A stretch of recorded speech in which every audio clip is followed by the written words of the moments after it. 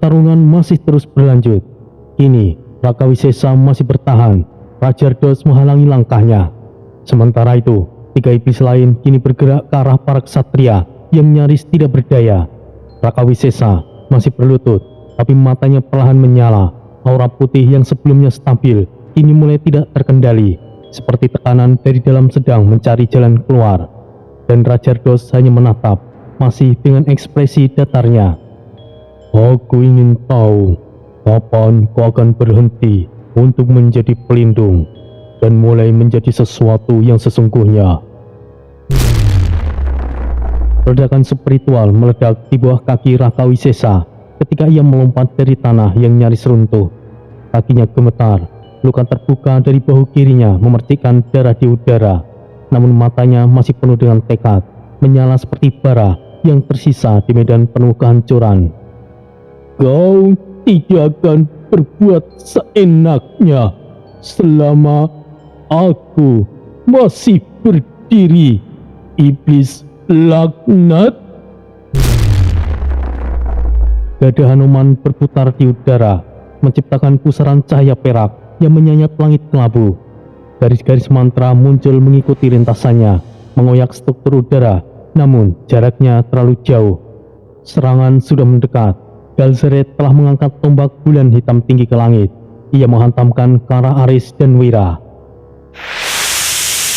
Gelombang energi gravitasi absolut menyapu ke depan, menekan tanah menjadi kawah seketika. Udara tersedot ke titik tumbukan, menciptakan semacam lubang miniatur dimensi. Nasara dengan mata roh yang menyala ungu menghembuskan kabut arwah dari arah Putra dan Ratna. Wajah-wajah arwah itu muncul dari dalam kabut, menangis, memekik, lalu menyatu menjadi cakar spiritual yang menyambar. Roh Haram berdiri di atas pecahan batu, telah mengunci mantra 3 lingkaran yang hitam berputar, mengunci posisi Mahesa dan Bayu. Dalam hitungan detik, semuanya meledak, mengirimkan gelombang kehampaan yang menghancurkan jiwa. Wira mencoba bangkit, ganggang tombaknya ia jadikan tongkat, tapi kakinya tidak mau untuk berdiri. Aku tidak akan diam saja. Kemarilah! Mahesa Anabrang, tangan kanannya berdarah menggenggam pedang bayangan yang kini hanya berubah siluet redup. Mungkin ini akan menjadi serangan terakhirku, tapi lebih baik mati dalam pertarungan daripada menunggu. Ratna Dewi menunduk. Ia menggenggam kalung leluhurnya dan menekannya ke dada. Roh leluhur, tempatkan jiwaku dalam perlindunganmu, meskipun tubuhku harus hancur. Bayu Sagara yang tidak bisa berdiri lagi menatap ke langit. Aku tidak menyesal. Setidaknya aku sudah melihat semesta masih utuh, meski hanya 1 kali terakhir. Putra Sidan setengah harimau bergetar hebat, tinjunya terkepal, nafasnya kasar, dan matanya masih menyala. Majulah, dan roh leluhur leak akan membakar kalian!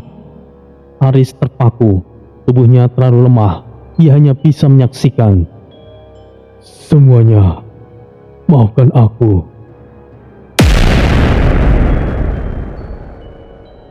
Dentuman maha dahsyat mengguncang medan perang. Tanah terangkat, langit menganga.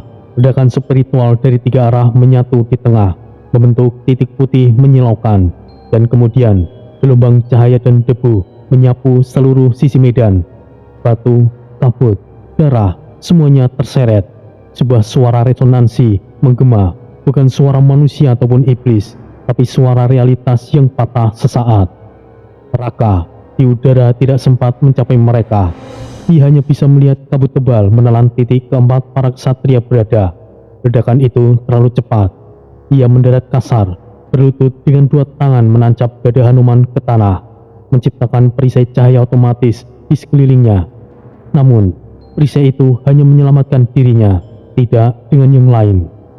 Seketika, suasana menjadi sunyi, hanya angin yang tertahan, seolah seluruh dunia sedang menahan nafas.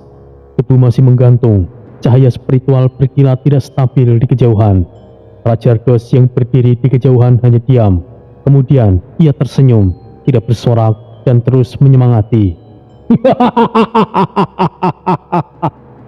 Kini mereka telah mati. Sekarang kau gagal sebagai pelindung, Raka Wisesa. Raka Wisesa tidak menjawab.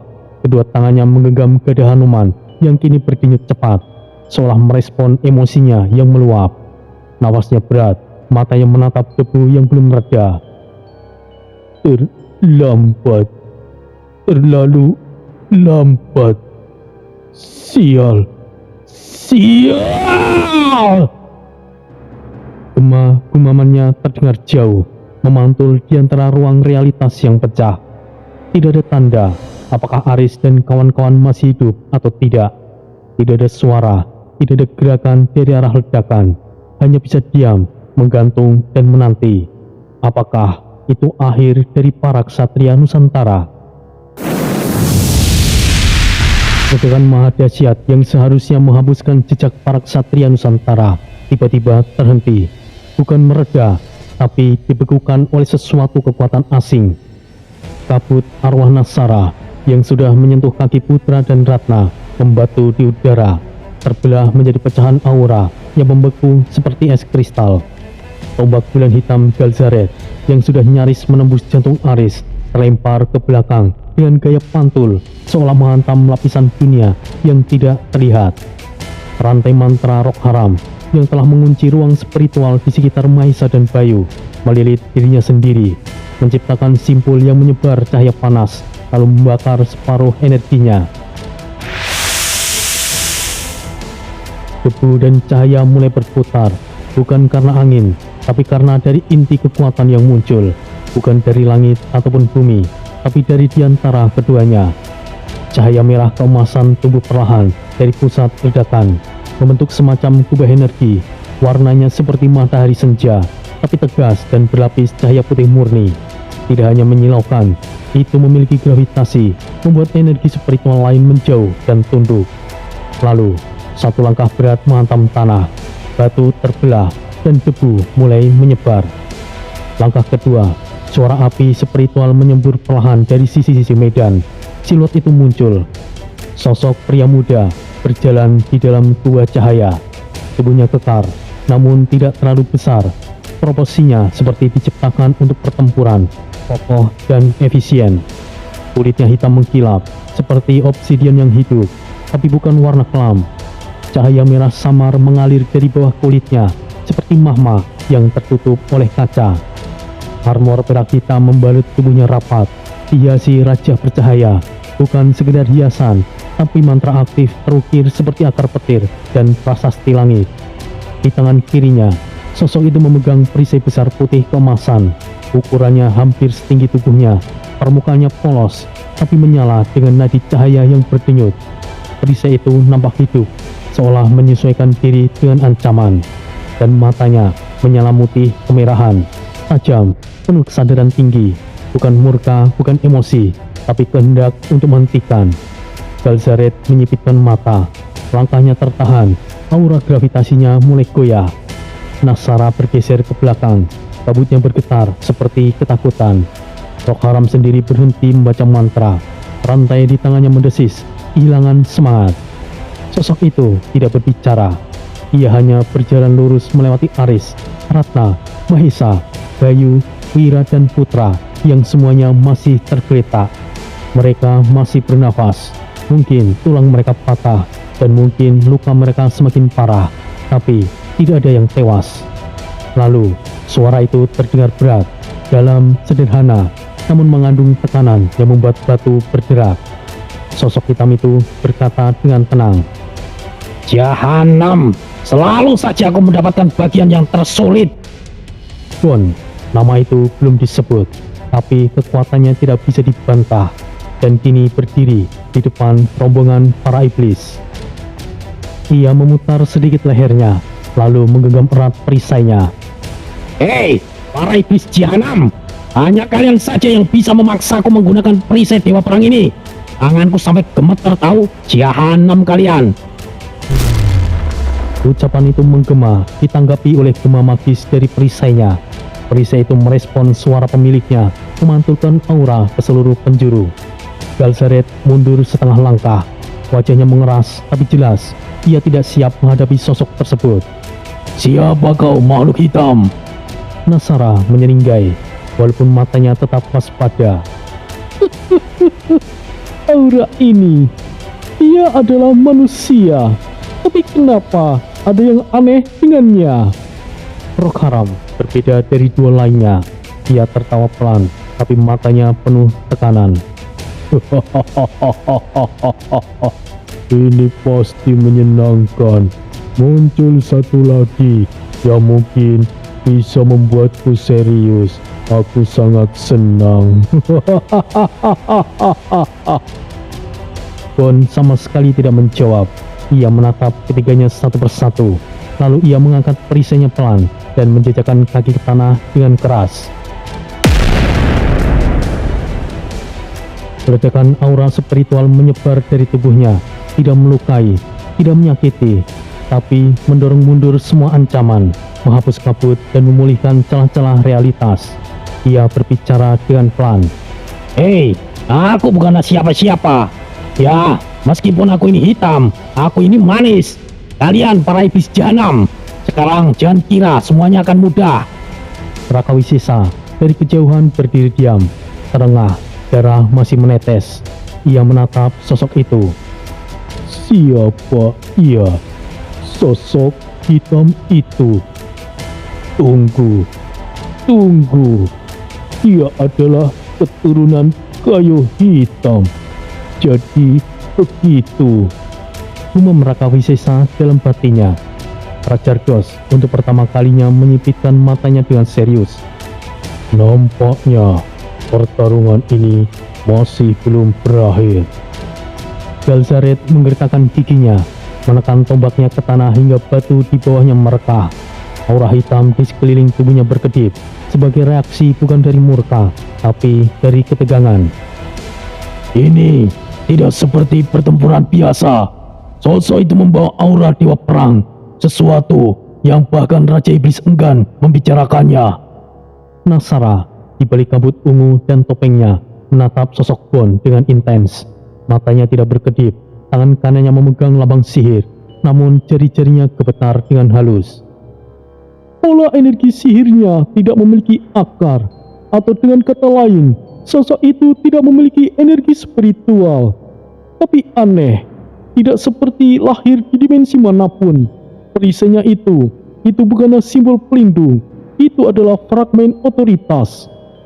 Roh Haram tidak bersuara, matanya melotot sedikit, seperti menyadari sesuatu yang jauh lebih besar yang dari ia harapkan. Rantai sihirnya jatuh dari tangan, tidak patah, tapi seperti kehilangan semangat. Dia bukanlah manusia biasa.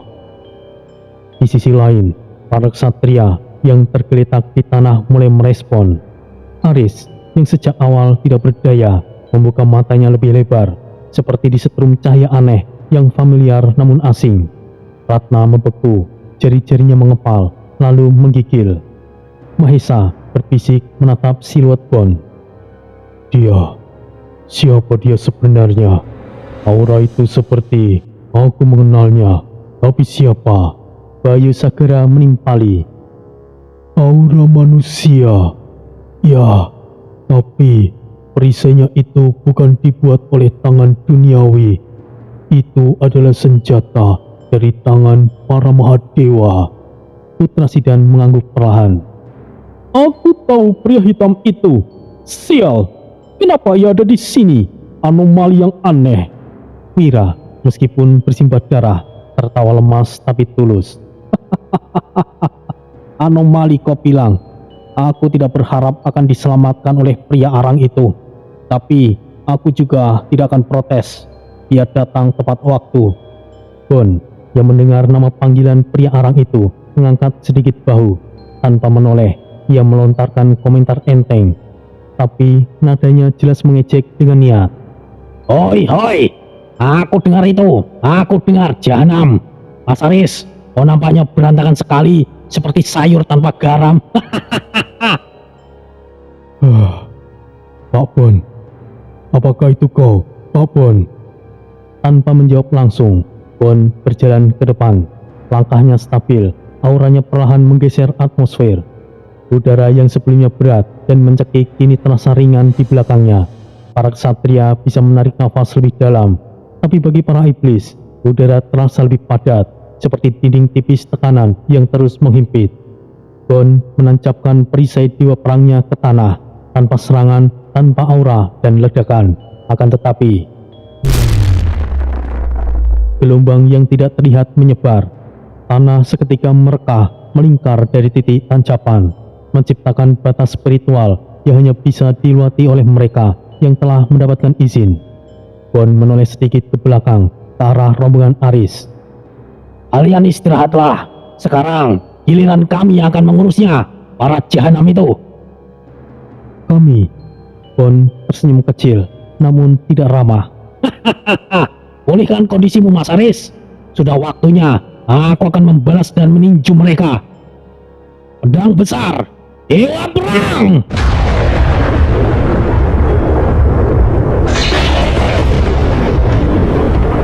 Langit langsung retak, tanah berguncang, sebuah rekahan dimensi terbuka di atas Bon. Cahaya merah dan emas menyembur dari sana, lalu satu bentuk terjun dari pusaran energi itu. Pedang raksasa, setinggi tubuh manusia, dengan lempengan berat, ukiran sakral, dan energi yang menggerus dimensi saat ia jatuh. Bon menangkapnya dengan satu tangan. Dalam satu gerakan cepat, Bon mengangkat pedangnya ke atas lalu menerjang. Semuanya, hindari! Galzaret berteriak. Satu tebasan horizontal memanjang, tidak hanya menghancurkan batu, tanah, dan struktur medan, namun istana Rajardos langsung terbelah. Bukan retak, tapi terbelah sempurna. Dari atap hingga fondasi garis bersih melintas memanjang, membelah hingga kaki gunung di kejauhan. Bahkan lapisan spiritual di bawah tanah ikut terbelah. Para iblis berhasil menghindar, tapi langit Asura kini bergema oleh kekuatan itu. Udara berubah, realitas sekalipun mulai bergoyang. Rajardos untuk pertama kalinya tidak tersenyum. Ia menyipitkan mata, kepalanya sedikit menunduk, nafasnya mulai berubah. Mustahil, perisai itu dan pedang itu, bagaimana mungkin ia masih hidup? Tapi ia segera menyadari kesalahannya. Bukan, itu bukanlah dia, bukan pejuang hitam dari perang invasi pertama. Ia mengangkat satu tangan. Tunggu dulu, apakah ia pewarisnya? Narasi kuno dalam benak Rajardos bergulir. Dahulu, dalam invasi pertama ribuan tahun lalu, muncul satu sosok pejuang hitam dari benua Afrika. Tidak diketahui namanya, tidak punya gelar, namun senjatanya, perisai putih emas dan pedang dewa perang, mencapik pasukan iblis tanpa ampun. Ia gugur, tapi tubuhnya tidak pernah ditemukan. Dan kini, pusaka itu menemukan pemilik barunya, Bon, si kayu hitam, dan medan perang tidak akan lagi berpihak pada kegelapan. Di langit alam Asura, yang selama ini tertahan oleh kekuatan segel dari zaman kuno, kini mulai terbuka lebar. Retakan bercahaya yang berbentuk pasca palu gegana menghantam titik pusat realitas. Perlahan membentuk celah menganga, seperti luka terbuka di tubuh dunia. Dari celah itu, resonansi aneh merambat. Sebuah suara terdengar, tidak berasal dari logam, tidak dari mantra, ataupun dari makhluk biasa. Suara itu seperti harpa kolosal yang ditarik melawan waktu, seperti gema dari tatanan semesta yang terseret ke ruang yang salah. Petir yang biasanya melompat liar di langit Asura kini terdiam. Angin yang biasanya mengamuk telah mati. Bahkan kabut roh Nasara dan api spiritual roh haram meredup hanya karena tekanan dari langit. Dan kemudian sesuatu muncul dari retakan itu. Satu makhluk kolosal, seekor ular raksasa, badannya menjulur tanpa akhir, tubuhnya berwarna pelangi bercahaya, bukan dari bias warna, tapi dari cahaya 7 lapis alam eksistensi. Sisiknya bukan hanya keras, tapi hidup, berdenyut seperti kristal hidup, memantulkan realitas dari alam roh, alam manusia, dan alam waktu sekaligus. Itu bukanlah naga, bukan pula dewa, ia adalah Volak. raja dari seluruh makhluk spiritual, sang penjaga dari tatanan akhir sebelum kiamat dunia tertutup. Setiap gerakan Volak membuat tanah retak, laut spiritual mengering, dan udara bergetar seperti gema gelombang suara. Di atas kepala Volak berdiri 3 sosok, masing-masing tidak terlihat seperti dewa, namun kekuatan mereka membuat ruang dan waktu bergetar pelan. Resonansi dari 7 lapis realita terasa muncul dari nafas mereka. Di tengah, Ki-Jaga Guntur, pria tinggi dengan jubah hijau sederhana, rambutnya panjang, dibiarkan tergerai, tangannya bersedekap, lambang teratai di punggungnya, sebilah keris terselip di pinggangnya. Tapi di tubuhnya juga bercahaya putih tenang, bukan cahaya sihir, tapi pancaran tatanan harmoni semesta itu sendiri. Saat ia membuka mata, kabut ketakutan menyebar di antara para iblis di bawah. Alam iblis tertinggi sekalipun gentar karena kehadiranku. Sebelah kiri, Desta, pemuda dengan otot yang kencang, menggunakan selempang kain dan gelang api yang mengalirkan mahmah kecil dari retakannya. Kakinya bersinar merah, satu langkahnya bisa membakar tanah roh. Satu lompatannya mampu menembus batas atmosfer spiritual. Hehehe, alam ini ketakutan bukan karena kita, tapi karena Volak, Mas Jaka. Di sebelah kanan, Rio, sosok berjubah hitam kemerahan. Seluruh wajahnya tertutup kain panjang, tidak bersuara, namun setiap langkahnya tidak menimbulkan bayangan, bahkan nafasnya nyaris tidak meninggalkan jejak suara. Tapi itu bisa jadi karena pesona luar biasa Mas Jaka loh, Mas Desta. Jaka perlahan menoleh ke kanan, mengancungkan jempolnya. Mas Rio, kejujuranmu patut diapresiasi. Kita saudara sehidup semati. Desta tertawa pelan. Hehehe, ya ada benarnya juga sih. Siapa lagi yang mampu menundukkan tunggangan Dajjal selain Mas Jaka, ya kan? Jaka kini menoleh ke kiri dan memberikan jempol satunya. Mas Desta, kau mengatakan sesuatu kejujuran yang luar biasa. Kau juga saudara hidup matiku. Rio menatap ke bawah dan suaranya serius. Wah, sepertinya di bawah sudah mulai kacau. Desta mulai mencibir. Aku sudah tidak sabar ingin mengobrak-abrik di bawah sana. Waktunya buat sedikit pembersihan. Hehehe. Volak, segera meluncur ke bawah. Berhenti di ketinggian tertentu. Jangan langsung hancurkan mereka semua. Mengerti? Siap, Master. Volak langsung meluncur turun. Kecepatan tubuhnya menembus suara, bahkan menyalip petir yang mengarah turun dari langit Asura. Tubuhnya melingkar ke bawah seperti pusaran gunung pelangi yang telah menghujam. Awan robek, langit bergoyang, kabut roh mulai terbelah. Petir spiritual mengiringi turunnya sang ular agung, menciptakan pancaran cahaya menyilaukan yang tidak dapat dilihat langsung oleh makhluk biasa. Di bawah, semuanya berhenti.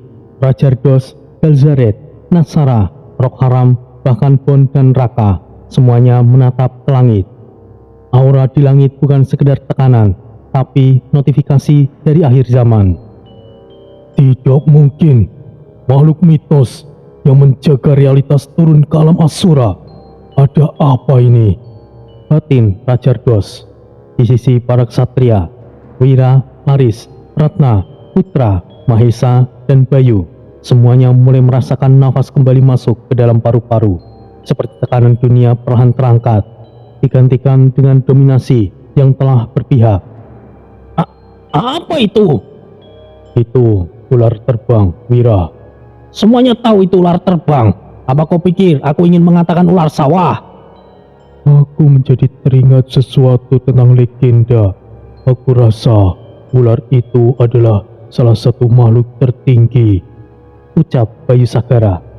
Volak berhenti di ketinggian 200 meter dari permukaan tanah Asura, menciptakan platform energi tempat ketiga sosok itu berdiri diam menghadap medan perang.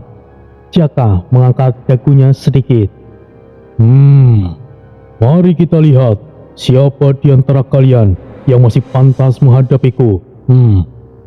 Para sosok yang ada di sana bukanlah gemetar karena kehadiran Jaka dan lainnya, tapi sosok Volak yang konon adalah anak dari sang legenda ular terbesar falak. Pertempuran Asura telah berubah dimensi, tidak lagi hanya pertarungan antara manusia dan iblis, tapi penghakiman bagi semuanya. Langit Asura masih terlihat sobek, seolah belum bisa menutup kembali sejak kehadiran falak mengguncang struktur dimensi. Tubuh ular pelangi raksasa itu menjejak tanah, hanya melayang beberapa meter dari atas. Namun, berat kehadirannya terasa menekan seluruh permukaan medan perang. Udara menjadi seperti kaca yang retak, padat, sunyi, dan rapuh. Kemudian, Ki Jaga Guntur membuka mulut, tapi tidak ada suara yang keluar dari bibirnya, tidak satupun. Namun dalam sekejap, semua makhluk dari iblis tertinggi, roh kematian, hingga pasir dan batu mendengarnya. Bukan dari telinga, tapi langsung di pusat kesadaran. Dengarkan semuanya, aku adalah Ki Jaga Guntur. Kami datang dalam damai. Kami datang untuk saudara kami, para manusia yang telah kalian lawan, para iblis di alam Asura. Berhentilah, alam langit Asura akan runtuh jika kalian lanjutkan. Dan saat kalimat itu diucapkan, tidak ada gema, tidak ada gaung. Kalimat itu menelusup ke dalam batin, mengalir seperti air suci ke lubuk jiwa yang terdalam. Ia menembus segala pertahanan spiritual, membungkam kegelisahan, bahkan sejenak menghentikan waktu bagi yang lemah batinnya. Nasara menghentikan langkahnya, aura roh di sekitarnya bergoyang tidak stabil, roh haram membeku, mantranya padam sesaat, seolah dirinya lupa caranya berbicara. Balzaret bahkan menghela nafas keras, ujung tombaknya bergetar kecil, bukan karena ketakutan, tapi karena kehendaknya terganggu oleh otoritas yang jauh lebih tinggi. Raja Ardos, satu-satunya yang tetap berdiri tenang, akhirnya membuka suara, nadanya rendah, namun syarat akan tekanan. Siapa manusia gila ini? Apa ia pikir dirinya adalah dewa tertinggi? Menggelikan. Jaka menoleh perlahan, senyumnya tidak melebar, tapi muncul pelan dan mengganggu. Baiklah, sepertinya kalian tidak mau mendengarkanku. Tapi, bagaimana jika kalian mendengar nasihatku? Dengarkan semuanya, kehancuran adalah sebuah tragedi yang membuat jeblok, di mana unsur benturan saling bercumbu hingga pedot, dan kemudian menciptakan gelombang frekuensi yang intim. Desta langsung memotong. Hehehe, aku rasa aku sudah pedot, Mas Jaka. Jika begitu, aku akan maju sekarang. Aku juga, Mas Jaka. Jika kau ingin masih lanjut pidato, lanjutkan saja, Mas Jaka. Para iblis itu butuh pencerahan mungkin. Hehehe. Jaka mendesah pelan. Ia menutup mata, lalu membuka satu jari ke langit. Wah, sayang sekali kalian berdua melewatkan pidato luar biasa dariku. Aku bahkan sudah menyiapkan poin-poin penting tentang semesta pedot. Ya sudahlah. Dari bawah, di antara puing-puing pertempuran dan tubuh ksatria masih terkapar, terdengar suara yang keras. Hei, Jaka! Tutup mulutmu dan segera turun, Jahanam! Aku tidak sanggup dengar lagi gaya bicaramu itu, Jahanam! Semua mata kini tertuju ke langit, bukan karena terpukau, tapi karena heran.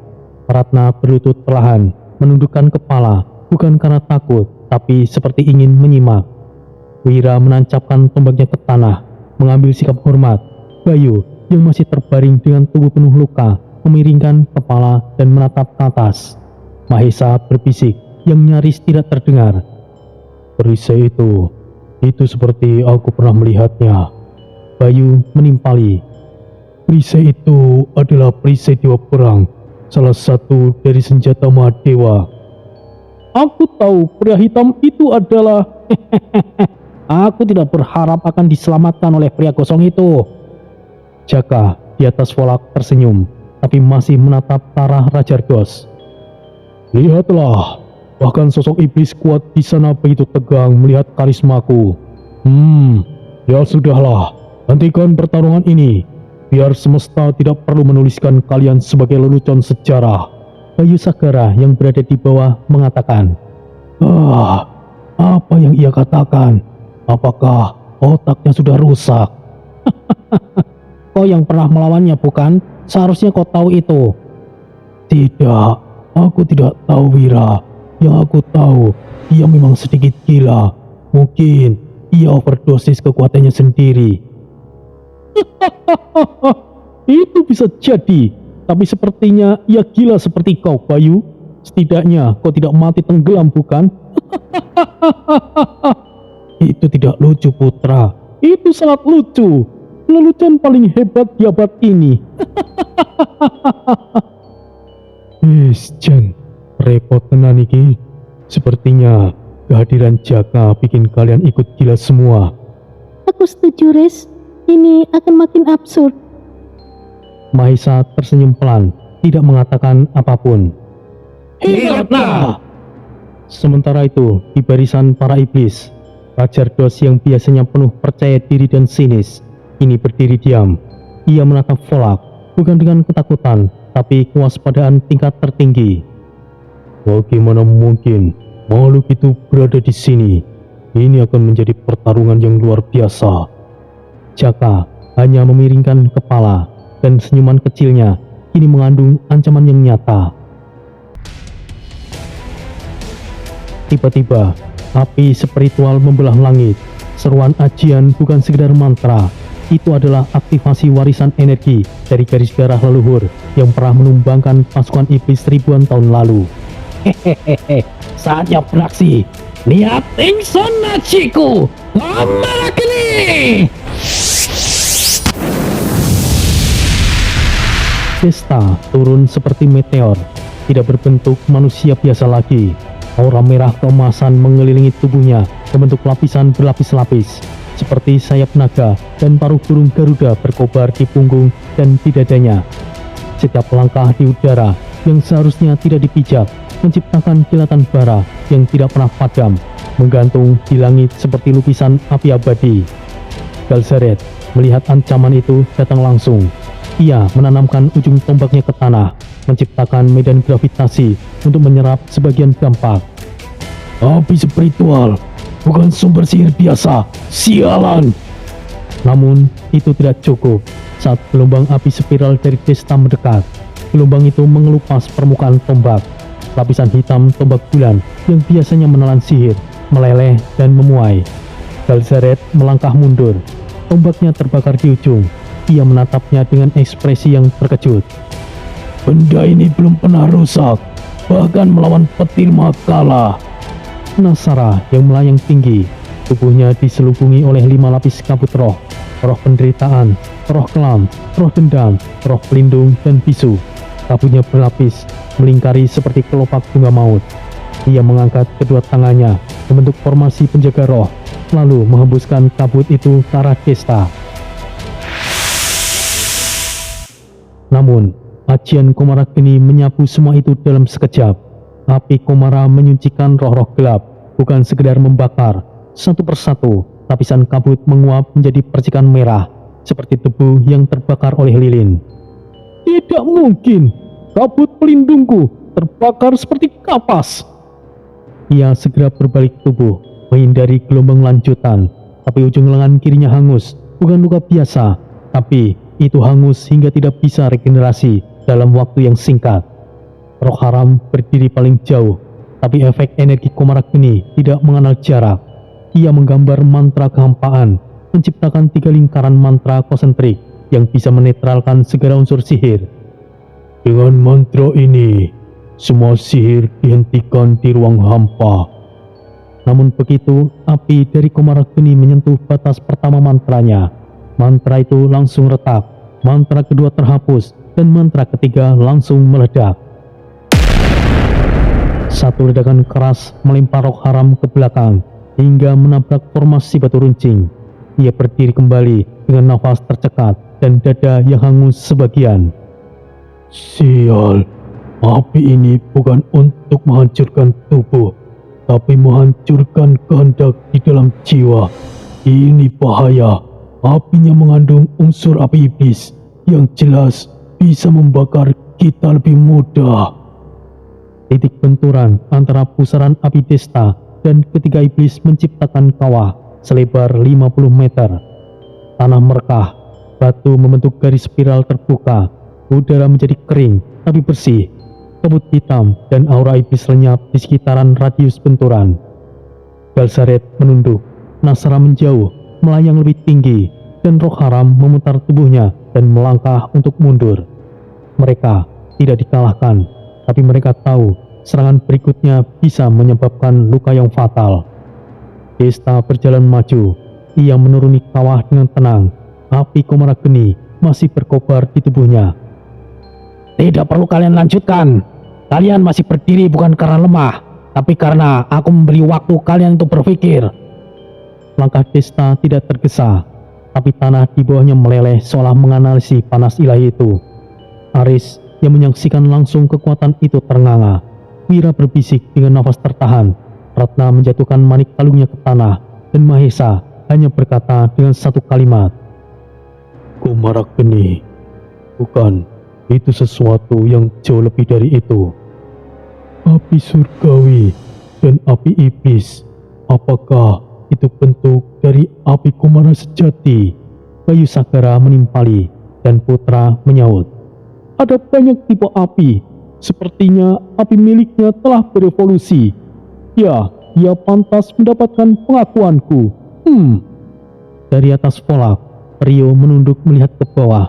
Matanya sempat menyipit, lalu ia bersuara, Wah, Mas Desta sudah beraksi saja. Sepertinya ada yang berbeda dengan apinya." Itu adalah versi saat ia masih menahan separuh kekuatannya, Mas Rio. Dan api itu, aku bahkan tidak bisa mengukur seberapa panasnya itu. "Wah, kau juga pengendali api, Mas Jaka. Bahkan kau tidak bisa mengukurnya." "Ya, alam Asura ini mungkin bisa meleleh karena itu, Mas Rio." Rajardos menatap dalam-dalam. Ia tidak melangkah, tapi matanya mencatat ulang peta kekuatan yang baru saja muncul. "Satu demi satu telah bermunculan. Jika kalian berpikir kami hanya menyiapkan satu skenario, maka kalian semua lebih bodoh dari yang aku kira." Tapi saat itu, 3 iblis tertinggi tidak maju, dan api Komarageni tetap menyala. Hehehe, sekarang giliran kami untuk tampil. Semuanya istirahatlah. Kawah bekas ledakan ajian Komarageni masih mengepulkan asap dari tanahnya. Batu-batu meleleh perlahan, dan jalur merah keemasan terbakar hingga beberapa meter keluar kawah, seperti luka permanen pada permukaan alam Asura. Desta, kakinya bergeser, tubuhnya masih menyala, bukan liar, tapi terkontrol. Api spiritualnya membentuk aura padat seperti perisai yang tidak kasat mata. Nafasnya dalam dan teratur. Hehehe, kalian bertiga pastilah iblis kuat di alam ini kan? Hanya segelintir iblis yang mampu menahan api Komaraku. Tangannya mengepal. Ia menggoyangkan sedikit seolah melonggarkan sendi bahu. Sejak api di sekeliling tubuhnya memudar perlahan, berganti dengan panas konstan, seperti bara dalam tungku besi yang tidak padam, hanya menunggu bahan bakar baru. Di seberang, Galzaret menunduk sedikit, menatap tombaknya yang rusak. Ia sama sekali tidak bicara. Nasara memulihkan kabutnya perlahan, tapi sorot matanya menyiratkan kehati-hatian. Roh haram masih dalam sikap bertahan, menyusun ulang mantra dan pelindungan ganda. Namun, tidak satupun dari mereka maju. Mereka hanya mengukur ulang lawan yang baru saja menunjukkan kekuatan yang tidak pernah mereka pikirkan. Angin mulai kembali bergerak. Butiran debu yang sebelumnya beku di udara kini mengalir ke samping, menyapu oleh gelombang kelegaan yang datang dari balik medan.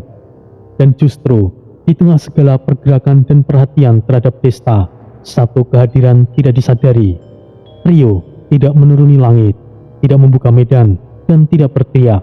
Ia muncul begitu saja, seperti dunia itu baru saja mengingat bahwa Rio memang seharusnya sudah ada di sana.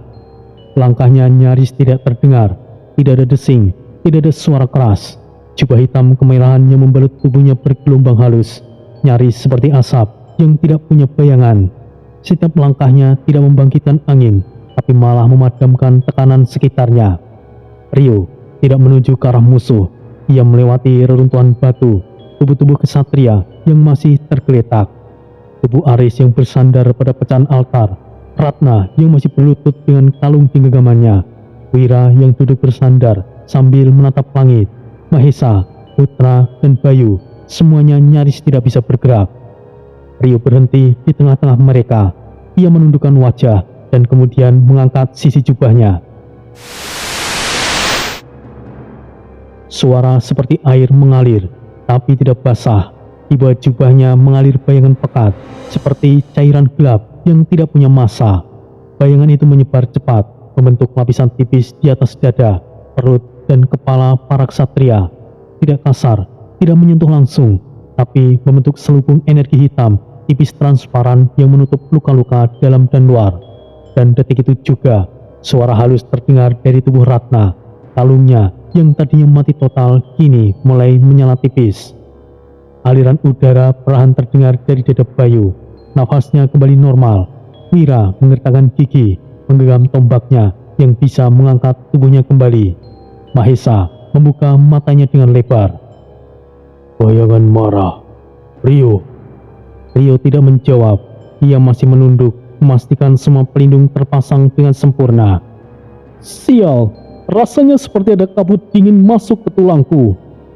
Ini bukan sihir penyembuhan biasa. Ini seperti pelindung roh. Kau bisa bicara sekarang, Bayu. Berarti kita belum tamat. Bayangan pelindung. Ini tidak buruk sama sekali. Apakah ini kekuatanmu?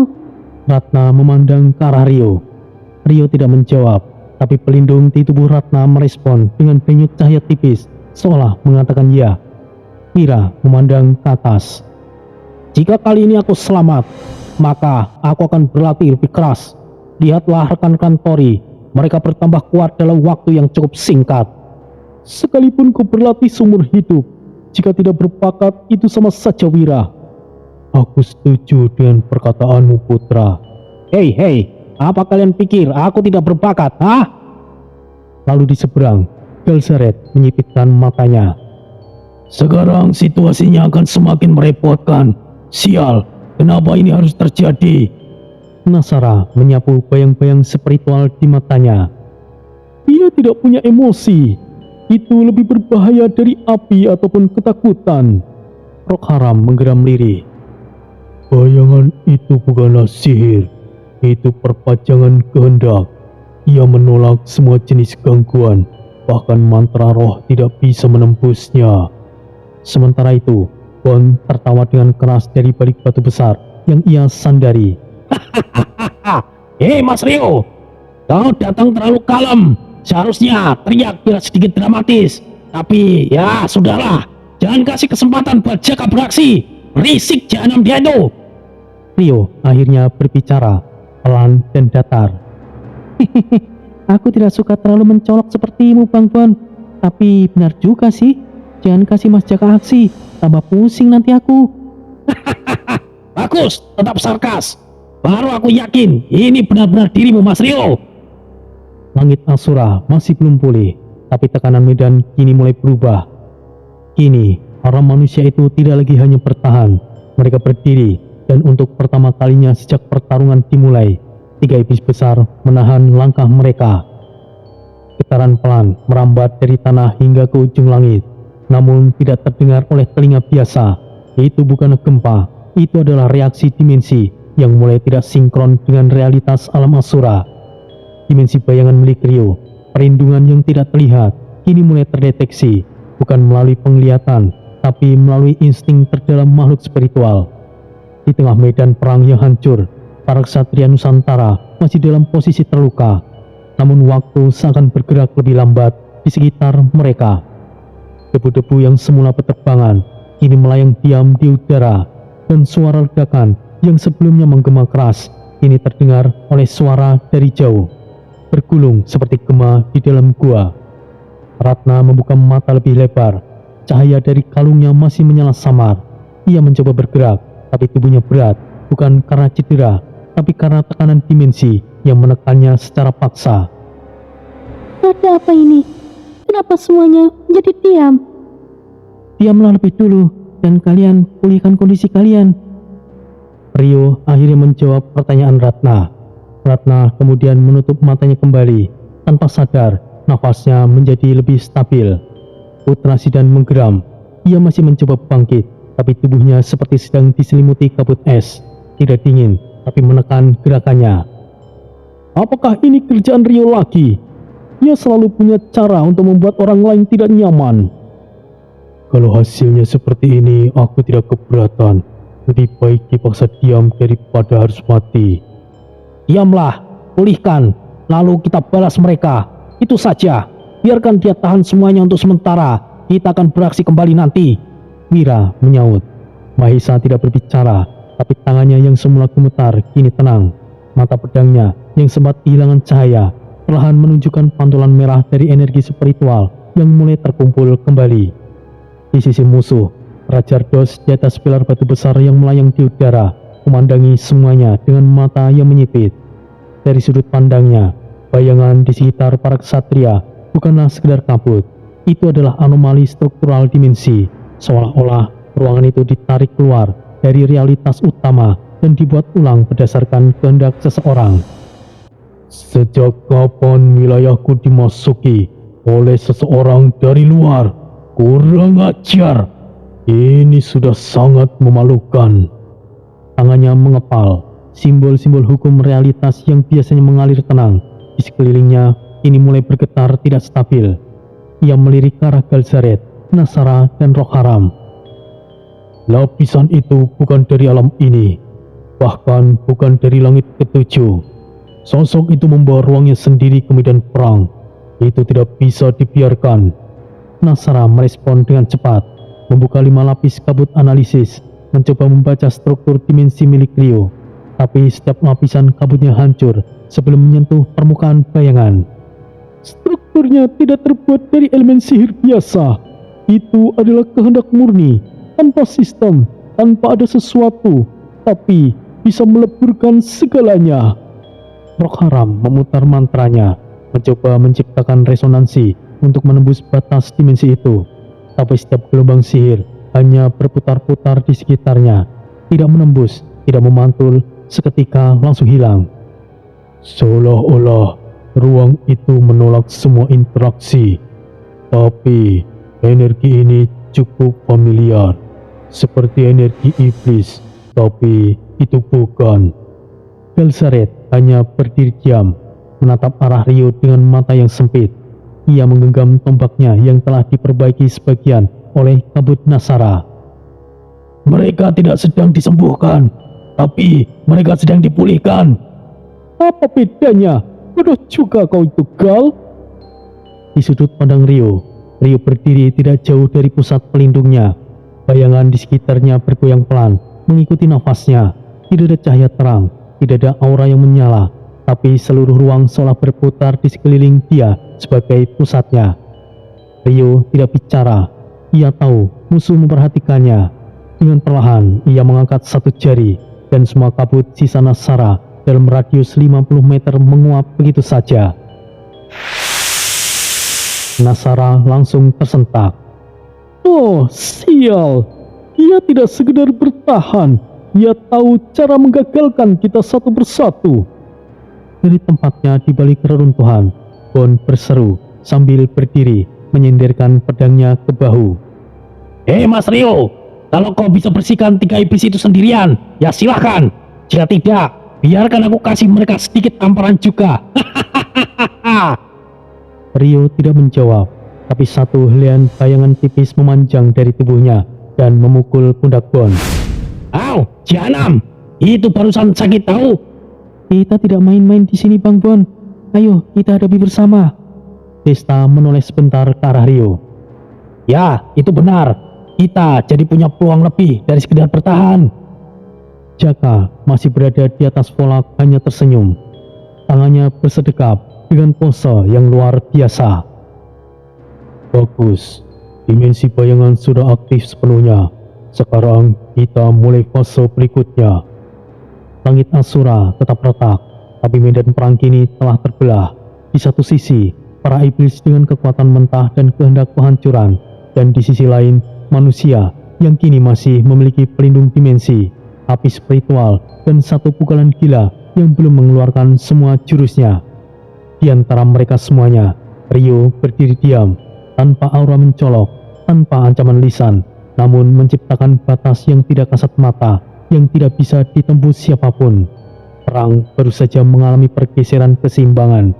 Banyak hal yang telah terjadi dengan Jaka dan lainnya yang tidak bisa dijelaskan secara langsung. Dan kini, medan pertempuran telah berbalik arah. Meskipun belum dipastikan, tapi setidaknya harapan telah ada. Para ksatria Nusantara lain, Jaka, Bon, Desta, dan Rio, kini telah tiba di alam iblis Asura.